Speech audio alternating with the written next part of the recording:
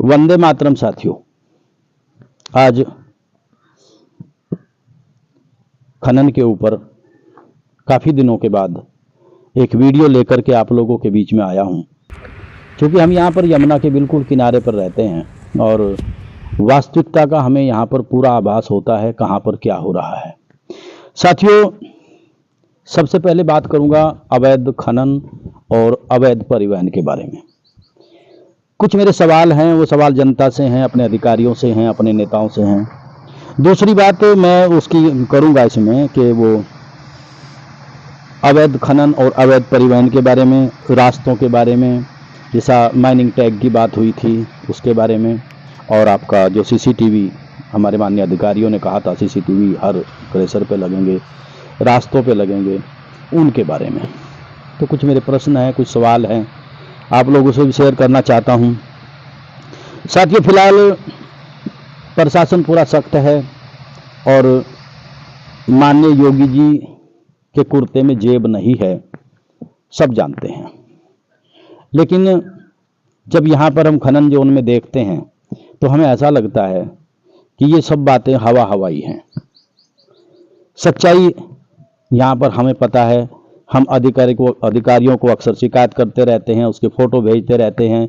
इसके अलावा कई समाचार पत्रों में कई विभिन्न लोगों के द्वारा, आपका चाहे साकुम्बर जोन रहा हो, चाहे आपका सुंदरपुर जोन रहा हो, चाहे बर्था रहा हो, या आपका ताज्यवाला रहा हो, पचकुआ या नुनियारी, कोई भी जोन रहा हो, उसकी शिकायतें अक्सर मिलती रहती हैं। तो साथियों, सबसे पहले तो मैं आपको बताना चाहता हूं कि हमारा बर्था असलमपुर जो है वो यहाँ चूंकि हमारे सबसे ज़्यादा नज़दीक पड़ता है, तो ये एक तरह से चोरी का एक बहुत बड़ा गढ़ यहाँ पर बन गया है। और रात को अगर आप यहाँ पर आएंगे तो देखेंगे, ऐसा लगता है कि किसी दो मुल्कों के बीच में जैसे कोई युद्ध चल रहा हो। दोड़म दोड़म दोड़म दोड़म की आवाज़ें यहाँ पर होती हैं। अगर हम रात को बाहर निकलते हैं तो बिना नंबर की गाड़ियाँ, बिना नंबर की रेडियाँ यहाँ पर चलती हुई नजर आती हैं। ना उनके आगे नंबर है, ना पीछे नंबर है। जबकि सरकार की तरफ से, हमारे प्रशासन की तरफ से ये बात क्लियर की गई थी कि माइनिंग टैग का होना बहुत जरूरी है और नंबर भी अंकित होने बहुत जरूरी है। साथियों, हमें पता नहीं है परिवहन अधिकारी कहाँ पड़े सोए हुए हैं, उनको पता है कि नहीं है, क्योंकि उसमें आसानी होती है। अगर कोई गाड़ी भाग रही है उसका नंबर आप नोट नहीं कर सकते, कोई एक्सीडेंट कर दिया है उसका नंबर आप नोट नहीं कर सकते। कितना विकास हम लोगों का हुआ है। महीने में 20-25 मौतें डंपरों के द्वारा की जाती हैं, अधिकांश तो मार करके भाग जाते हैं। उनके नंबरों का पता नहीं है क्योंकि उनके पास नंबर अंकित नहीं है। अगर अधिकारी या कोई नेता मेरी वीडियो देखता है तो मैं अनुरोध करना चाहूंगा कि परिवहन अधिकारी को थोड़ा बताएं कि आप नींद से बाहर निकलिए और इन सभी गाड़ियों के ऊपर नंबर अंकित कराने की कृपा करें। पहली बात। दूसरी बात, माल कई खेल इसमें हो रहे हैं। हमने माननीय खनन अधिकारी को शिकायत की, खनन अधिकारी जी ने आकर जिस क्रेशर पे माल पड़ा था उसका स्टॉक चेक किया, लेकिन स्टॉक तो ज्यादा नहीं है। तो ये खेल हो रहा है।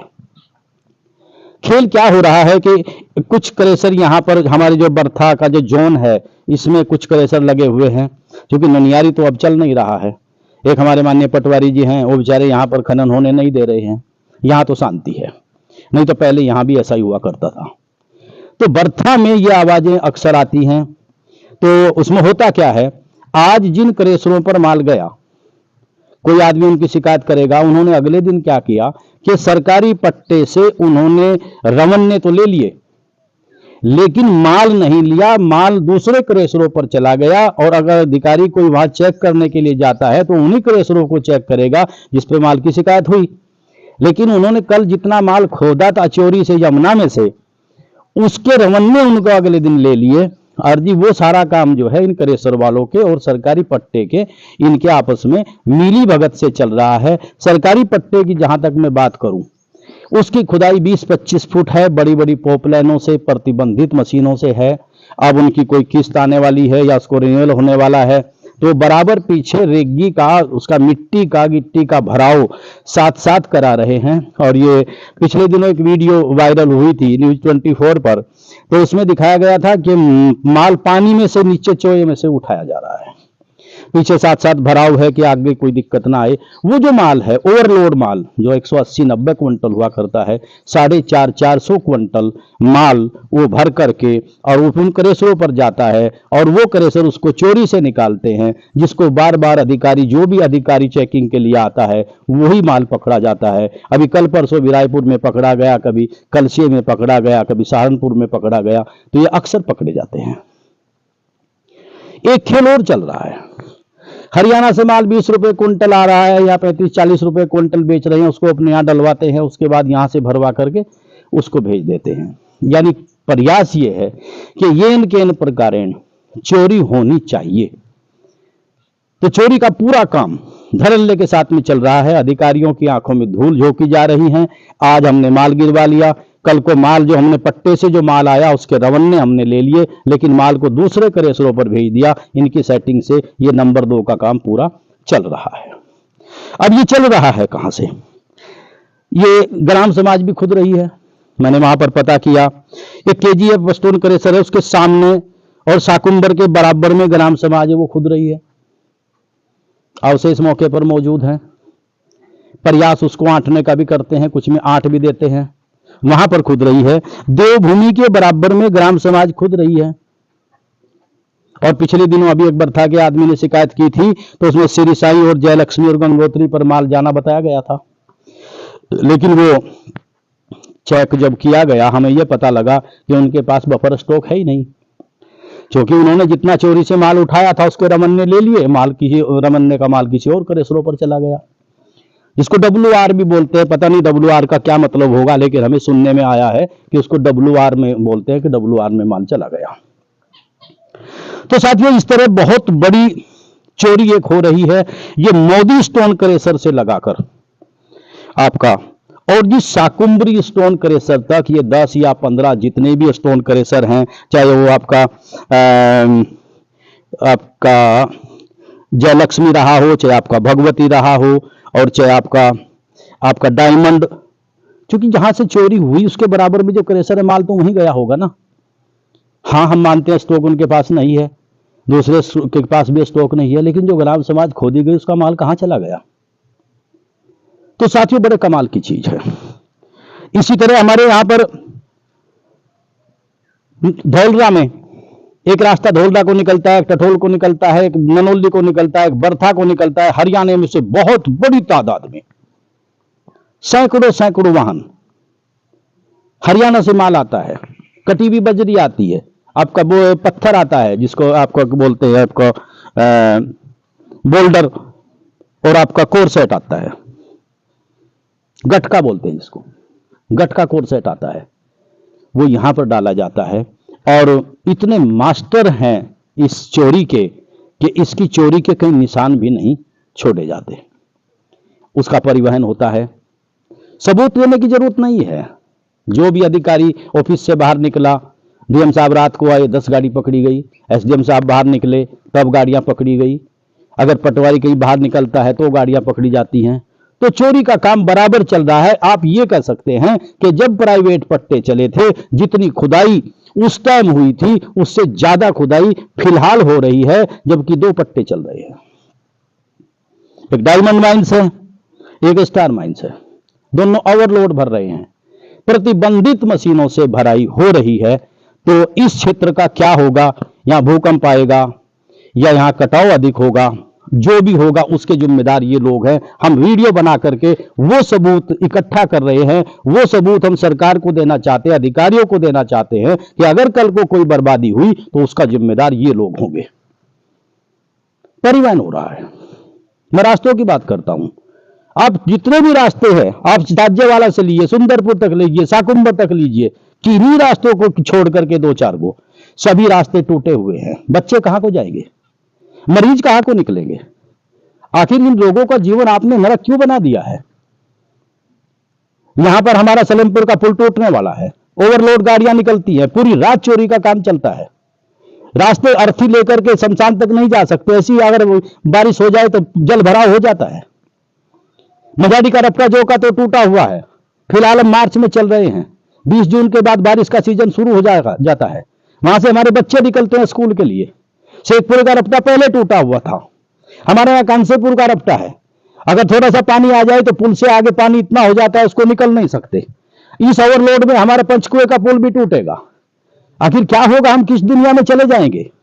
साथियों, आज सोचने की जरूरत है, क्या करोगे इस पैसे का? कौन सा विकास हमारा हुआ है? रास्तों का विकास हुआ है?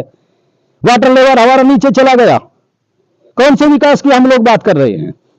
इससे तो जेल अच्छी है, यहां रहने से अच्छा सारी रात डुम डुम डुम डुम जैसे कि एटम बम चल रहे हो, कई तोपों की आवाज आ रही हो, इस तरह की आवाज यहां पर आती है। इससे अच्छा सरकार हमें जेल में डाल दे, ज्यादा बढ़िया है वहां पर। तो माननीय मोदी जी, आपसे दरख्वास्त है कि ये जो अलाधुंध कार्रवाई हो रही है, अलाधुंध चोरियां हो रही हैं, इसकी तरफ थोड़ा ध्यान देने का प्रयास करें। सीसीटीवी कैमरों की बात थी, माननीय जिलाधिकारी बहुत सख्ती में है, अब भी सख्ती में है, जब आए थे तब भी वो सख्त थे। उन्होंने सीसीटीवी कैमरे की बात की थी कि हर क्रेशर पर सीसीटीवी कैमरा होगा, रास्ते पर सीसीटीवी कैमरा होता है। माननीय जिलाधिकारी महोदय, उन सीसीटीवी कैमरों की बदौलत भी बड़े पैमाने पर चोरी हो रही है। हमें मौत का डर नहीं है, जो कहेंगे बिल्कुल सच कहेंगे। इस जमुना मैया के सीने को इतनी बेदर्दी से फाड़ा जा रहा है कि हर आदमी, कितना भी बेदर्द आदमी हो, वो भी रहम कर सके। और श्रीमंत फाड़ रहे हैं, पैसे वाले फाड़ रहे हैं, और कहते हैं कि अगर कभी कोई खनन बंद हो गया कि गरीब आदमी के पेट पर लात लगेगी। अरे गरीब आदमी कौन खनन कर रहा है? इसमें सभी वो लोग लिप्त हैं जो पैसे वाले हैं।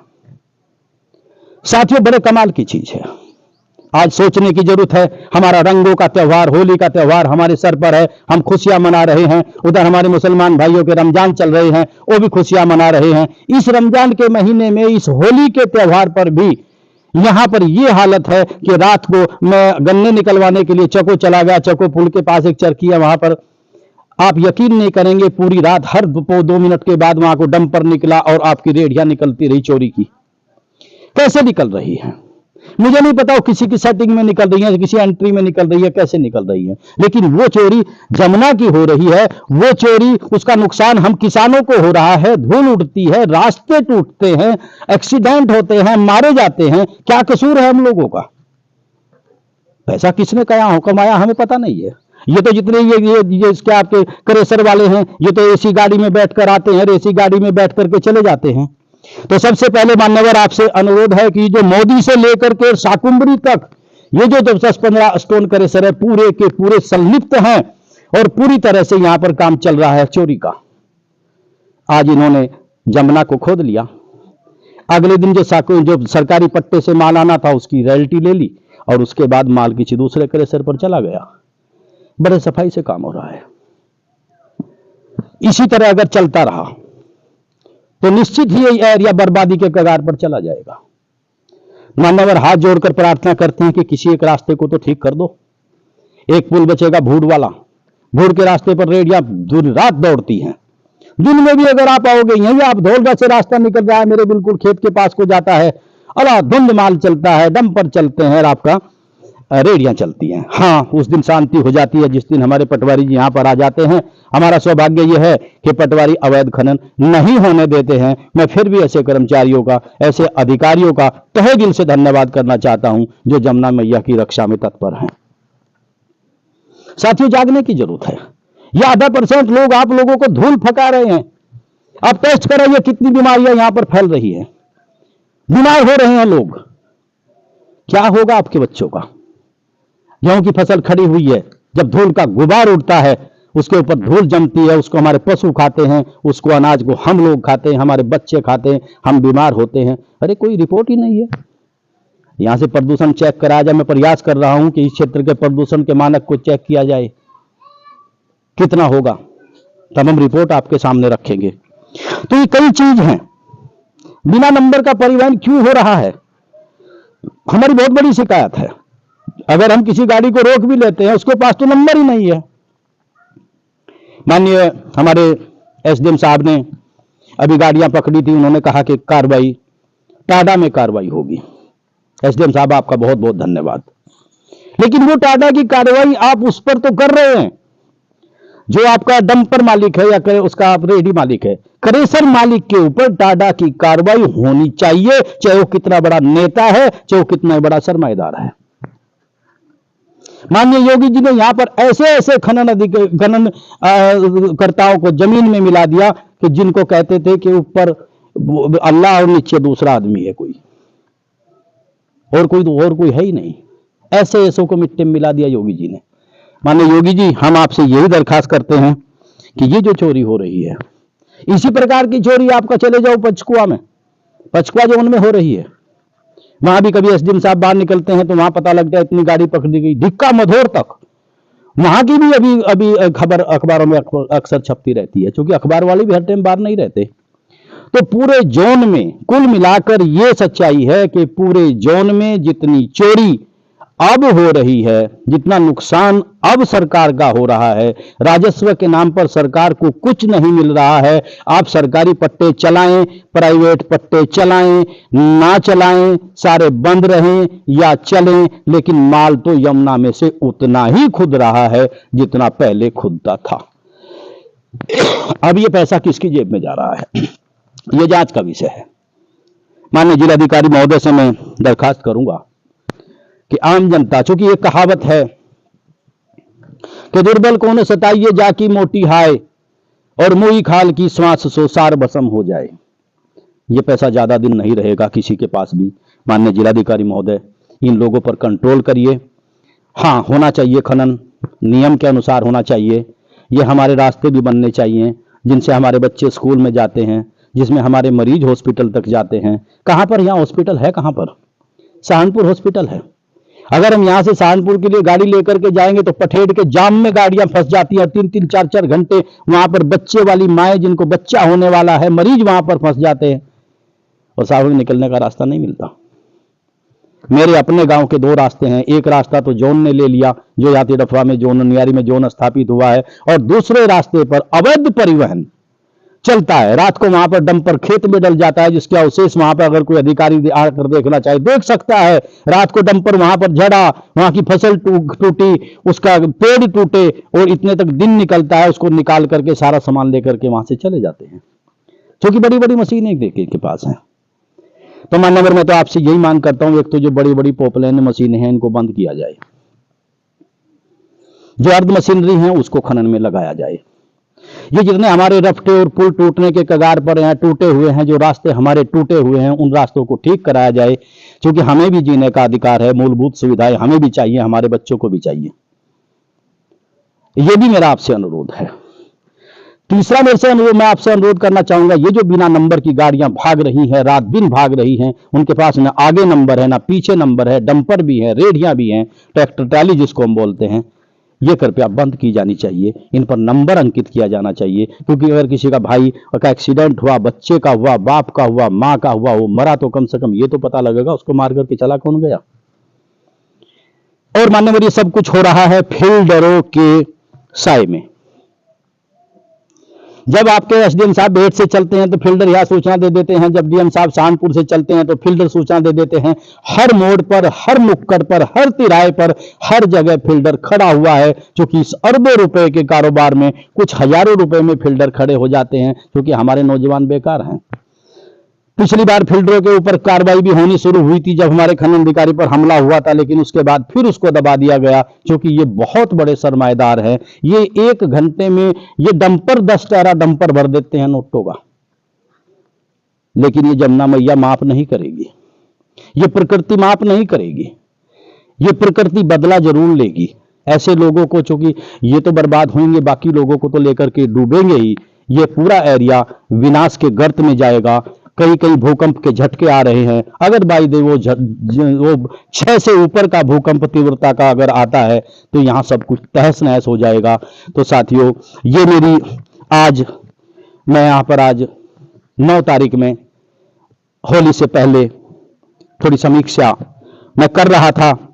तो ये समीक्षा इस प्रकार है, ये जो श्रीमंत चोरी कर रहे हैं इनको रोका जाए, और जब चेकिंग हो तो सभी क्रेशरों की हो, सबके सीसीटीवी ऑन कराए जाए, रास्ते के सीसीटीवी ऑन कराए जाए, बिना नंबर का परिवहन बंद कराया जाए। मान्यवर, हाथ जोड़कर प्रार्थना है, हमारे पुल बचाए जाएं, हमारे रास्ते बचाए जाएं और कम से कम इस जनसंख्या को जो यहाँ पर निवास करती है वो बचाई जाए। गरीब आदमी नहीं बोल सकता, वो डरता है, वो सरकार से भी डरता है, वो खनन माफियाओं से भी डरता है। मैं छोटी सी बात आपको बताना चाहता हूँ।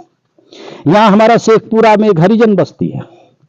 उस हरिजन बस्ती में 8-10 फीट का ही रास्ता बीच में है और उस 8-10 फीट के रास्ते से उन दीवारों के बिल्कुल बराबर से कई कई 100 क्विंटल के डंपर और रेडियां निकलती हैं, लेकिन वो गरीब आदमी बोल नहीं सकते क्योंकि वो पीटेंगे, कई केस हो जाएंगे। यहां पर तो ये माहौल बन गया, अगर कोई बोलेगा तो उसको किसी केस में लपेटने की कोशिश की जाएगी, उसके ऊपर हमला किया जाएगा। लेकिन साथियों, जो भी अंजाम होगा इस नरक से तो बेहतर है हम कहीं भी रहें, मर जाएं तो भी इस नरक से बेहतर है, क्योंकि हम रात को सो नहीं सकते। ऐसी आवाजें आती है कि 2 देशों का आपस में युद्ध हो रहा है। आखिर कहां जाएं? हमारी फिर भी उम्मीद अपने अधिकारियों से है।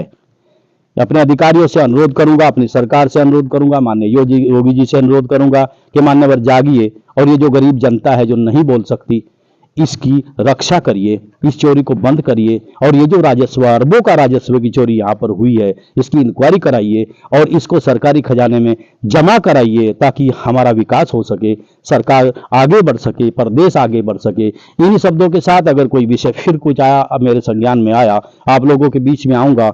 आप लोगों का बहुत बहुत धन्यवाद। अनुरोध आपसे सिर्फ यही है कि आप थोड़ा ध्यान दें इस तरफ, आने वाली पीढ़ी को आप बचाएं, पर्यावरण को बचाएं और प्रकृति से छेड़छाड़ जहां भी हुई है उसके भयावह परिणाम हुए हैं, उसके खतरनाक परिणाम हुए हैं। इन्हीं शब्दों के साथ आप लोगों का बहुत बहुत धन्यवाद। जय हिंद, जय किसान, जय गौ माता, जय जमुना मैया, जय जमुना मैया।